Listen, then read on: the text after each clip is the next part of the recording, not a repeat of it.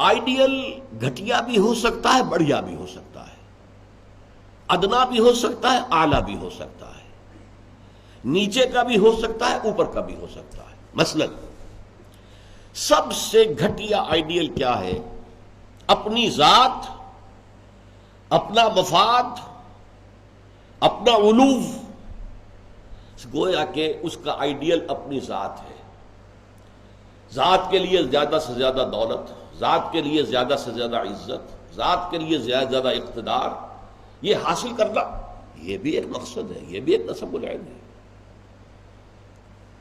یہ گویا کہ انسان اپنی شخصیت کے گرد گھوم رہا ہے، شخصیت کے گرد گھوم رہا ہے۔ نتیجہ کیا نکلے گا؟ یہ انسان کیا ہوگا؟ جھوٹا ہوگا، دغاباز ہوگا، دھوکہ دے گا، بائی ہک اور بائی کروک یہ چیزیں حاصل کرنے کی کوشش کرے گا۔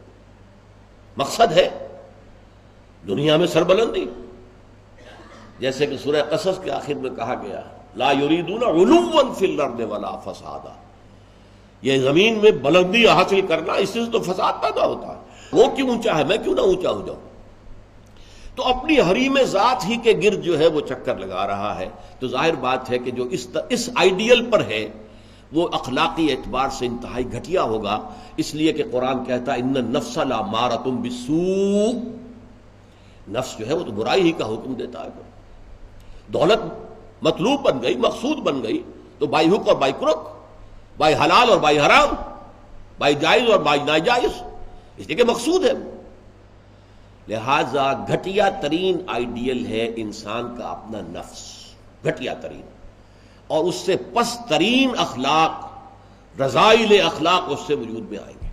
اس سے ذرا بلند تر سطح پر، جسے ہم کہتے ہیں قوم پرستی، وطن پرستی۔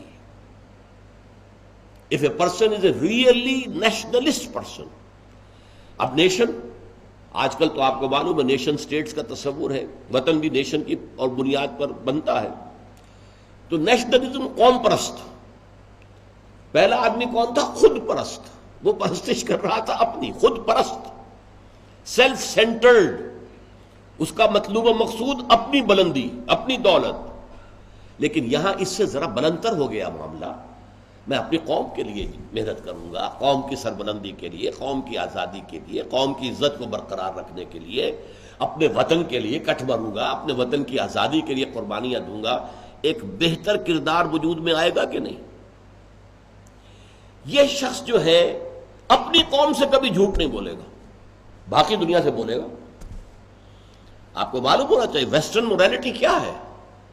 اپنے ہاں وہ ایک بلی کے اوپر بھی ظلم ہوتا نہیں دیکھ سکتے، کسی کتے کے اوپر ظلم ہوتا نہیں دیکھ سکتے، لیکن دوسری قوموں کو ہلاک کرتے ہیں، اور وہ سمجھتے ہیں کہ ویپنز آف ماس ڈسٹرکشن ہمارا حق ہے، ہمارے پاس تو ہے، کسی اور کو نہیں ہم اچیو کرنے دیں گے۔ یہ موریلٹی ان کی، وہ اپنی قوم کے لیے ہے، کوئی جھوٹ نہیں بولے گا، دھوکہ نہیں دے گا، غداری نہیں کرے گا، اپنی قوم، اپنے وطن سے سچے ہیں۔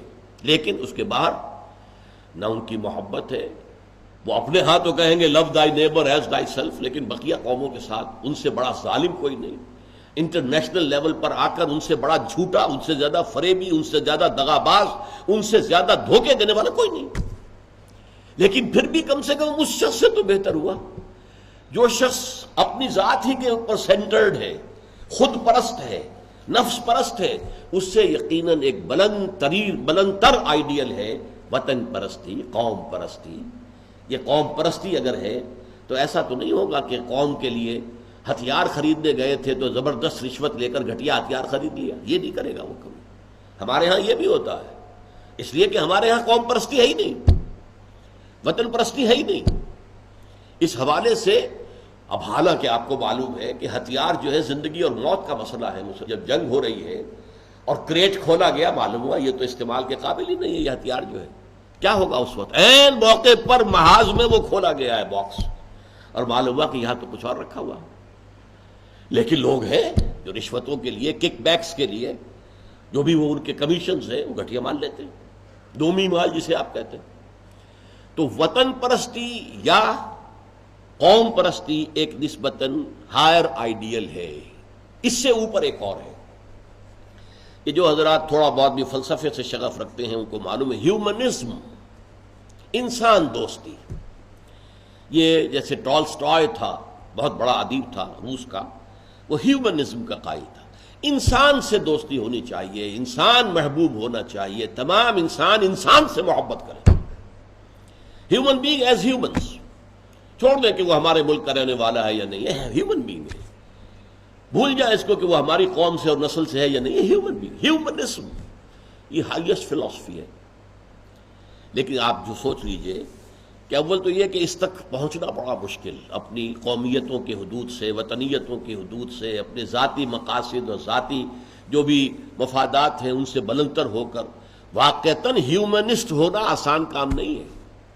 لیکن ہیومنسٹ جو ہے اس کے اندر بھی انسان کی محبت تو آ جائے گی، انسان مطلوب ہو جائے گا اس کا، اور اس اعتبار سے وہ قوم پرست اور وطن پرست سے برتر ایک شخصیت ہوگی۔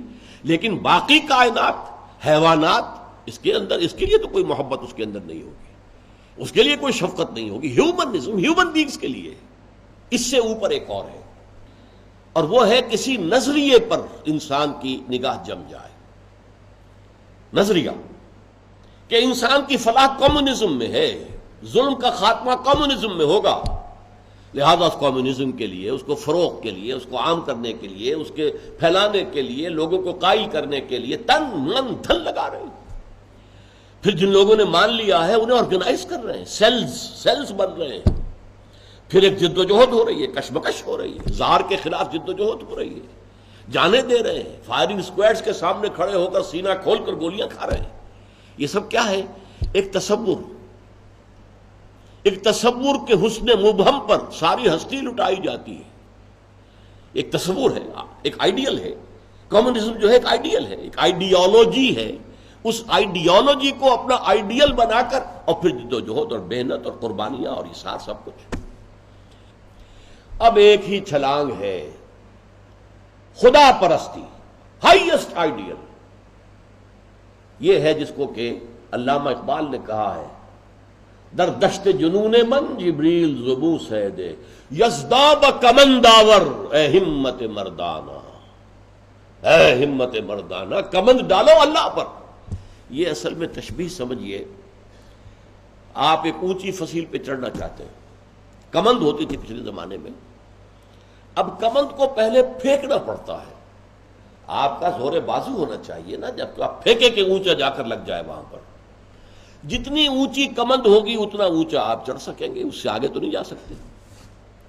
کمندی کہیں درمیان میں اٹک گئی ہے تو درمیان میں آپ بھی اٹکے رہ جائیں گے، ٹاپ پر تو آپ نہیں جا سکتے جب تک کہ وہ کمند جو ہے ٹاپ پر نہ لگے جا کر۔ تو یوں سمجھیے کہ پہلے انسان کو اپنے ذہن سے، اپنے فکر سے، اپنی سوچ سے اپنا آئیڈیل معین کرنا ہوتا ہے۔ Who is my ideal?